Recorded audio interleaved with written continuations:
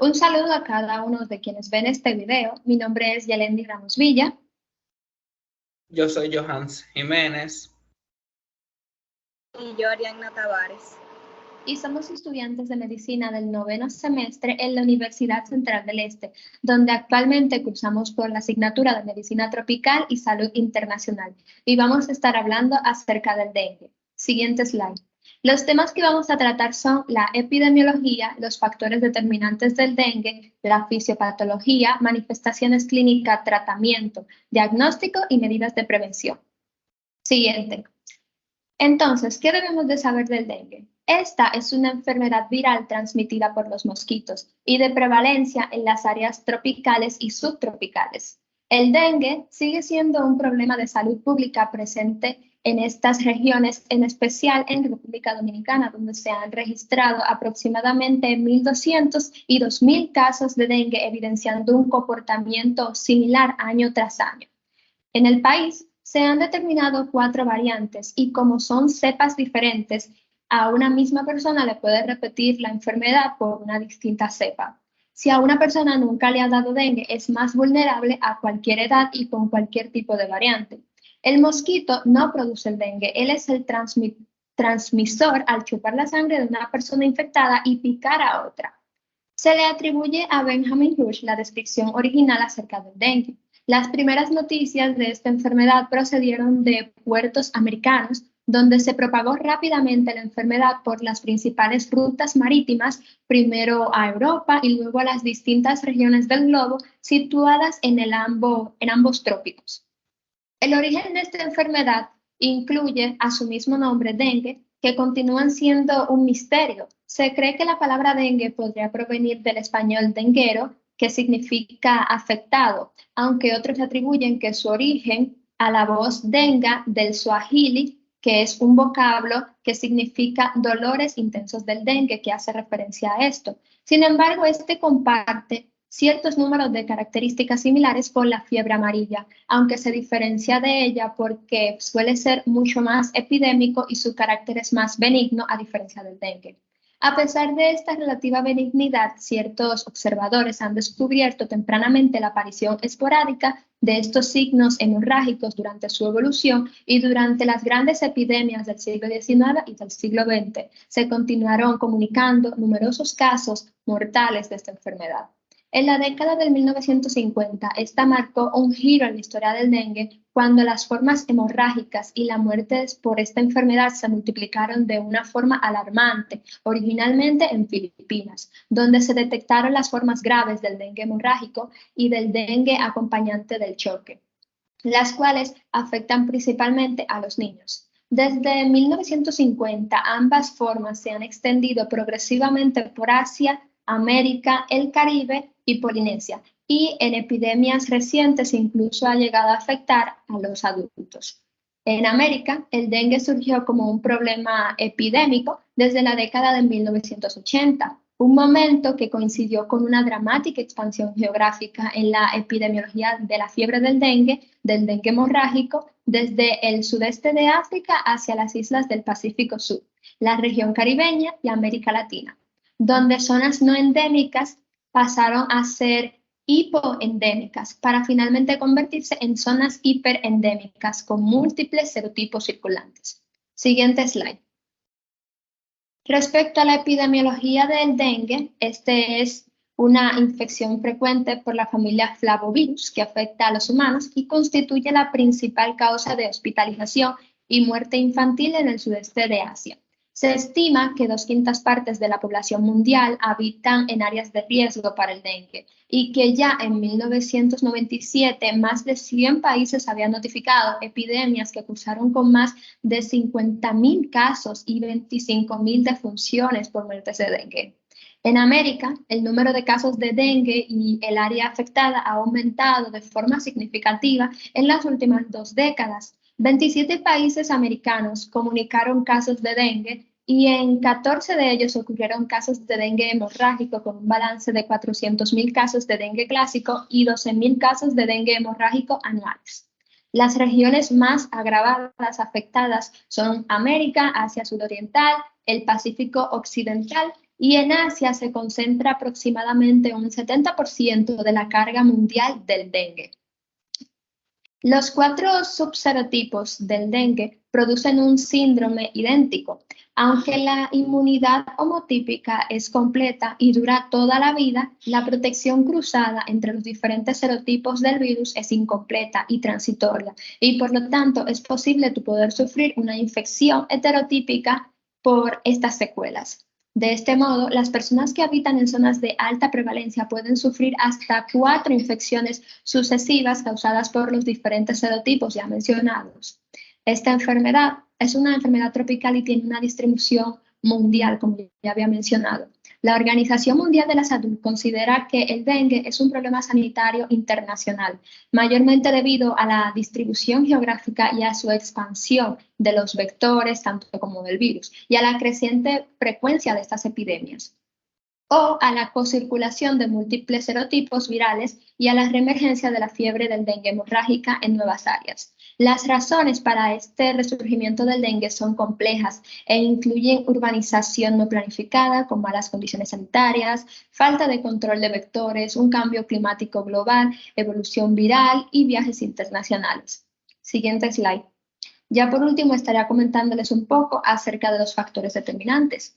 El dengue está determinado por factores sociales, por factores ambientales, conductuales, vectoriales y virales. Entre los factores socioeconómicos de emergencia se pueden señalar incremento poblacional, migraciones, urbanización descontrolada, suministro insuficiente de agua potable, inadecuada eliminación de las aguas residuales, pobreza y desempleo, bajo nivel educacional, una política neoliberal y al final la falta de una vacuna eficiente y accesible para todos. Estos microfactores determinantes están asociados a la enfermedad, son factores individuales también, dependiente del huésped como su sexo, su edad, su grado de inmunidad, sus condiciones de salud, su ocupación y su lugar de vivienda. Ahora lo voy a estar dejando con otro de mis compañeros que le van a seguir hablando acerca del tema.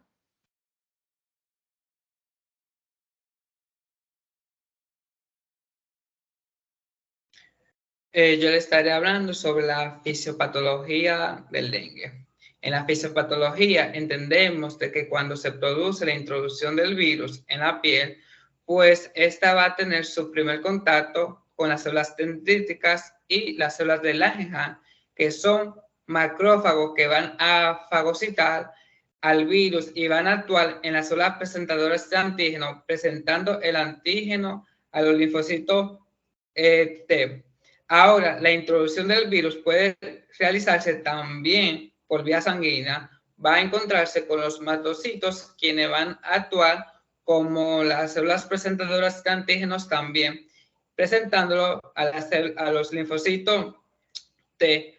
Primero, esto se va a activar a los CD4 y posteriormente va a activar también a los CD8, que va a permitir la liberación de las citoquinas.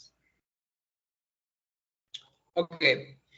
Liberada esta citoquina me va a presentar como el primer síntoma lo que es la fiebre. Esta citoquina libera también respuesta inmune del huésped que se puede ser presentada y puede llevar a la curación en los cuadros no graves. Ahora, también me puede desencadenar una respuesta inmunitaria del huésped patogénica con un derrame excesivo de citoquina. Esto me va a llevar al aumento de la permeabilidad vascular. Vemos aquí en el esquema un espacio entre las células endoteliales, lo que me permite la salida del agua y las proteínas y con ella la extravasación del plasma. Esto me va a llevar a producir lo que es la hemoconcentración. La hemoconcentración me puede desencadenar shock y aquí estaríamos hablando del dengue grave. La replicación viral puede darse hacia el tejido muscular, que esto explicaría la existencia de mialgias, y también se podía ir a lo que es tejido nervioso, que esto explicaría lo que es la cefalea. Ok.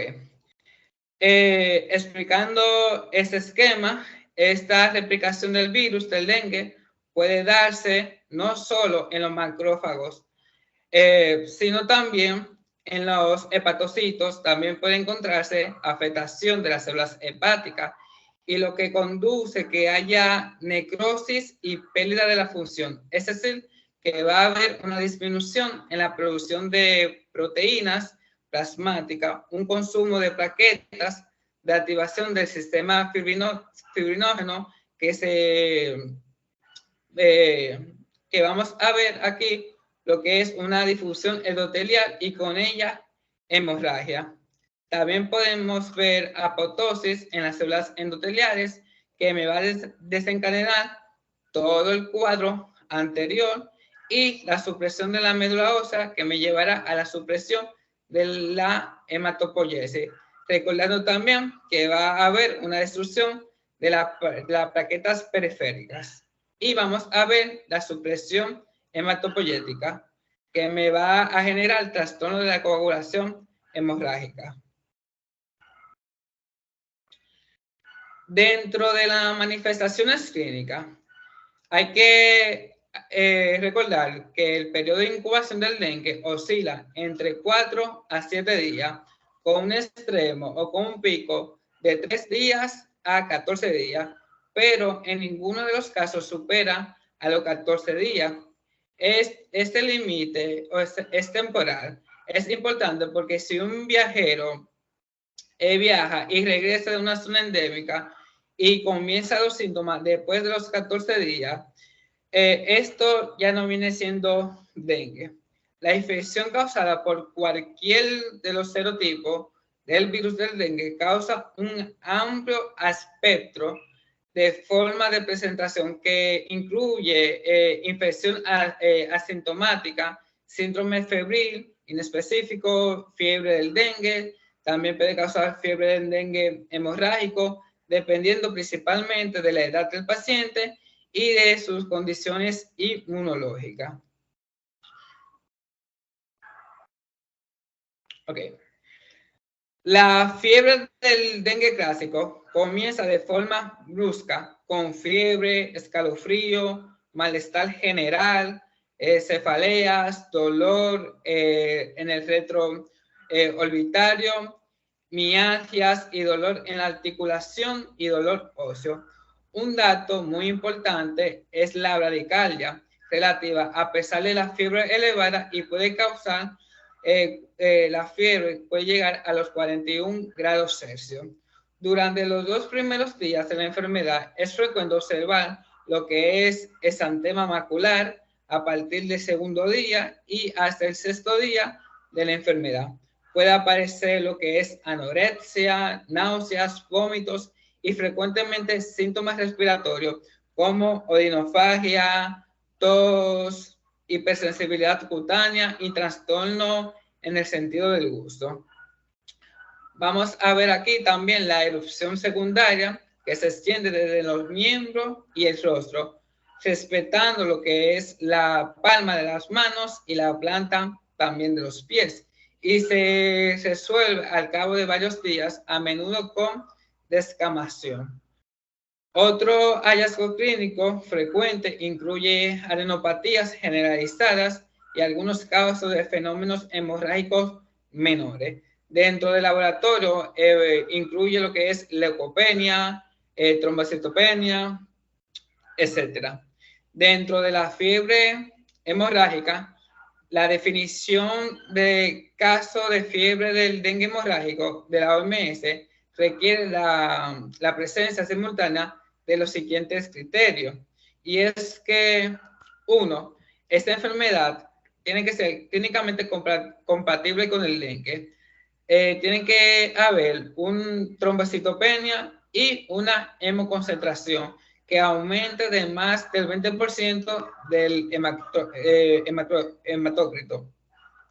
En su forma más grave, los pacientes en estado de choque por dengue, que esto ocurre en el 30% de los casos, experimenta hipotensión, estreñimiento de la presión del pulso y de estado de choque hipovolémico. En examen físico, revela hepatomegalia leve, doloroso, presenta también lo que es taquicardia y pulso filiforme. Rara vez aparece ictericia, pero cuando ocurre oblicua a realizar el diagnóstico diferencial con fiebre amarilla. Le dejo con mi compañera Ariana. Bien, yo les estaré hablando sobre el tratamiento. Primero vamos a comenzar con lo que es el tratamiento ambulatorio.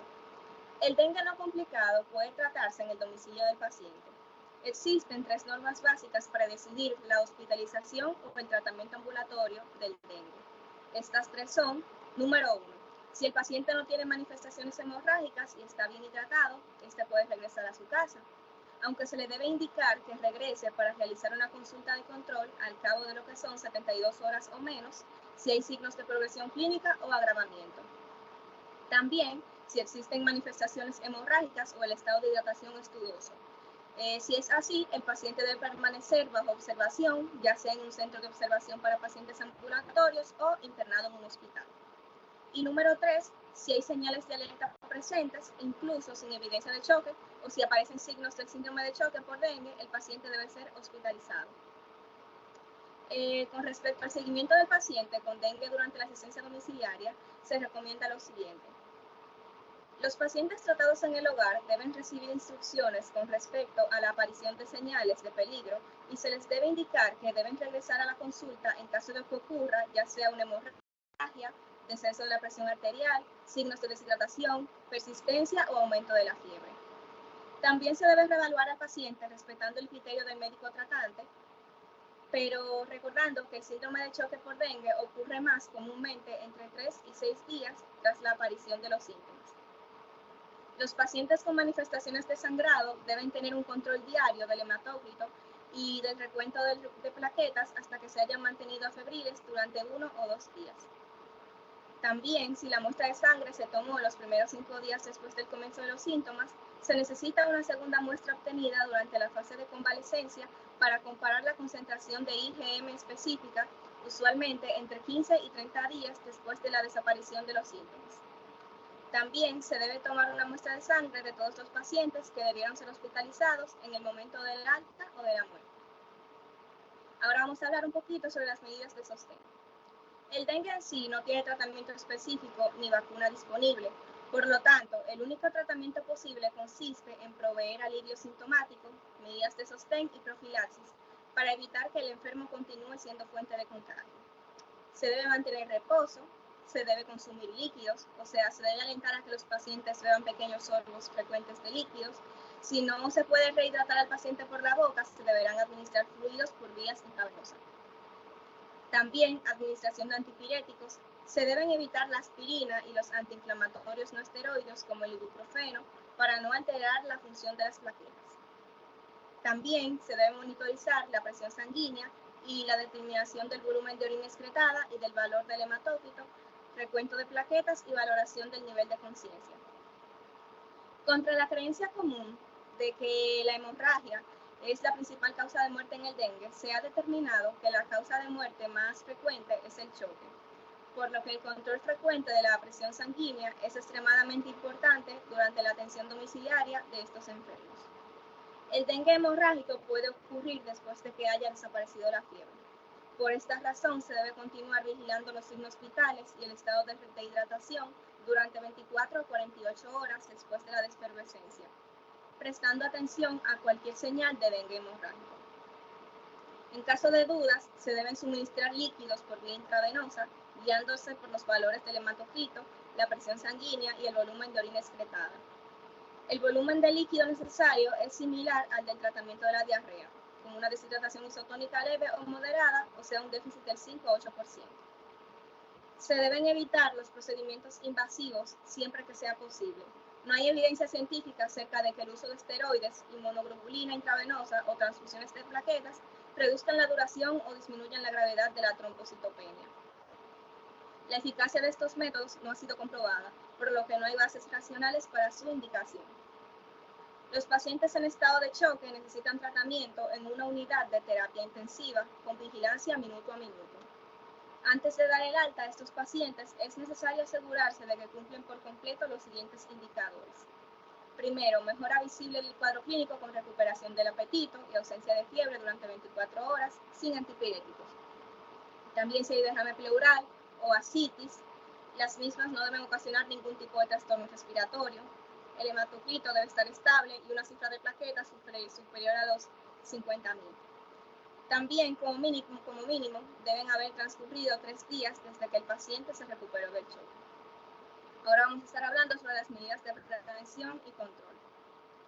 Hoy por hoy, el único método para controlar o prevenir lo que es la transmisión del virus del dengue consiste en luchar contra los mosquitos vectores. Se debe evitar que los mosquitos encuentren lugares donde depositar sus huevos, aplicando el ordenamiento y la modificación del medio ambiente. También se debe eliminar correctamente los desechos sólidos y los posibles hábitats artificiales. Se debe cubrir, vaciar y limpiar cada semana los recipientes donde se almacena agua para uso doméstico. Se debe aplicar insecticidas adecuados a estos recipientes en el cual se almacena el agua a la intemperie. También debemos utilizar protección personal en el hogar, como mosquiteros en las ventanas, usar ropas de manga larga, materiales tratados con insecticidas, espirales y vaporizadores. Se debe mejorar la participación y movilización comunitaria para lograr el control constante del vector. Durante los brotes epidémicos, las medidas de lucha antivectorial de emergencia pueden incluir la aplicación de insecticidas mediante el rociamiento. Se debe vigilar también activamente los vectores para determinar la eficacia de las medidas de control. Pase la diapositiva.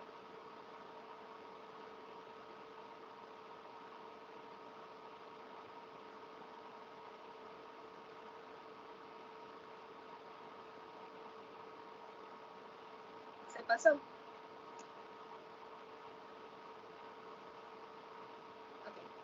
Hasta aquí, como hemos podido ver, a nosotros como profesionales de salud, tenemos que promocionar cuidados para evitar que el mosquito se propague. Recuerden que sin mosquito no hay enfermedad.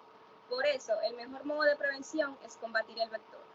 Así, para evitar la multiplicación del insecto, es importante eliminar sus criaderos. Muchísimas gracias por haber llegado hasta el final del video. Nosotros nos despedimos. Aquí podemos ver las fuentes bibliográficas. Muchas gracias.